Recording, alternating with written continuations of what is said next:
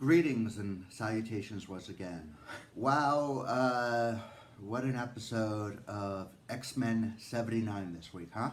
So, as always, this is more of just a off the cuff, just finished the episode, my fresh, pure thoughts on it.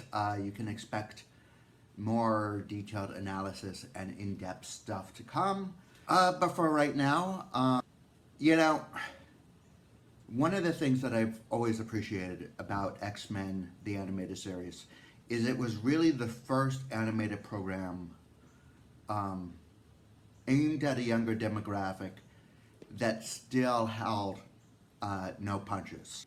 The way it was able to juggle amazing battles and fight sequences and intergalactic sci-fi extravaganza, along with really heartfelt, character-driven, character-narrative episodes. Beauty and the Beast, One Man's Worth. I could go on, but those are some examples. And it continues to do that. You know, we just got off of an amazing episode dealing with video games, and then the first part of Life Death. And then this, we're really the first probably 15-20 minutes is really action, super heroic, free, and it's just really well developed, really well written, dynamic character interactions between Scott and Jean, between Rogue and Gambit, dealing with adult issues in an adult manner, and I'm here for it. Of course, the scene of Jean stumbling into Scott's affair, if you will. It's less of an affair here, but hey, is very reminiscent of, a lot of this is actually very reminiscent of Grant Morrison's X-Men run. We'll get to the other aspect in a bit, but her stumbling in on them is obviously similar to when she stumbled in on Scott and Emma having a psychic affair. Speaking of which, so many characters are back in this episode. Sebastian Shaw, Emma Frost. As a 90s kid, I always enjoyed seeing classic Emma and Sean Cassidy, and so glad to see them back. So glad that they both still kept their really, really thick accents intact. That was nice. Always a pleasure to see Kurt. He's one of my favorite X-Men.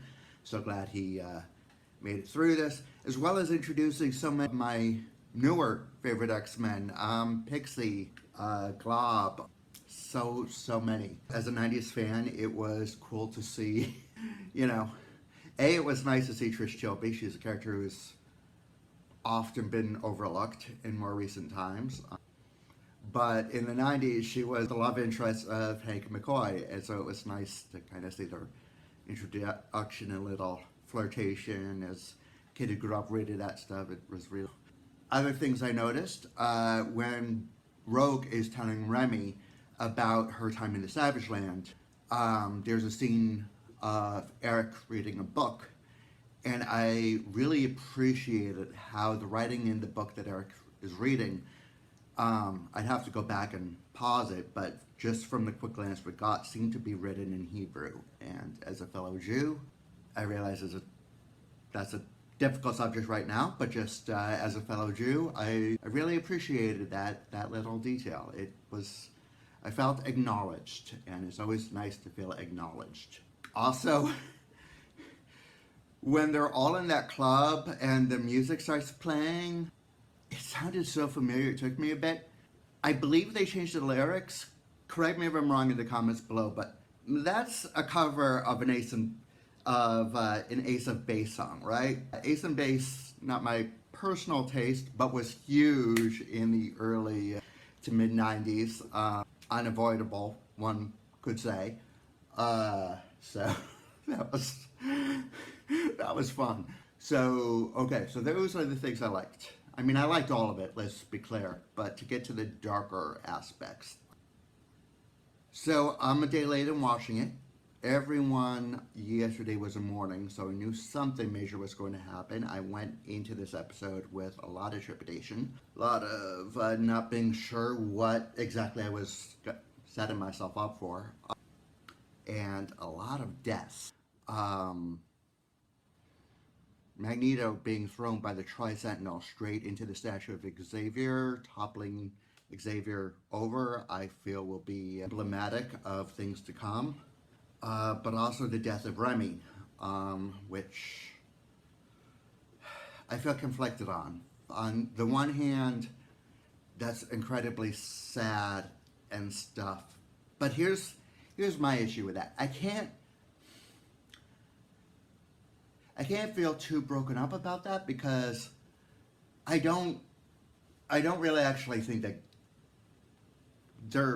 that's it for Gambit. He's no longer going to be on the show. Cable made a brief appearance. Always nice to see Cable. Again, 90s kid. Cable's a perennial favorite of mine. Speaking of which, that moment where Maddie recognizes him. That, for me, living in a boarding school and then until I was in my mid-teens and then going home to live with my mom and my sister, seeing a Maddie staring into Cable's eyes and recognizing them. For me personally, I know different things probably hit different people, but for me, that was what hit me the most, probably, out of the entire episode. Anyways, getting back to Gambit, simply put, I don't think he's dead. Cable's on a mission. We don't know what that mission is. Probably has something to do with what happened on Genosha. Otherwise, why would he have been there at all? He seems to not have control of his body sliding capabilities. We know that we're going to see more of Cable in this season. I don't think Gambit's off the show.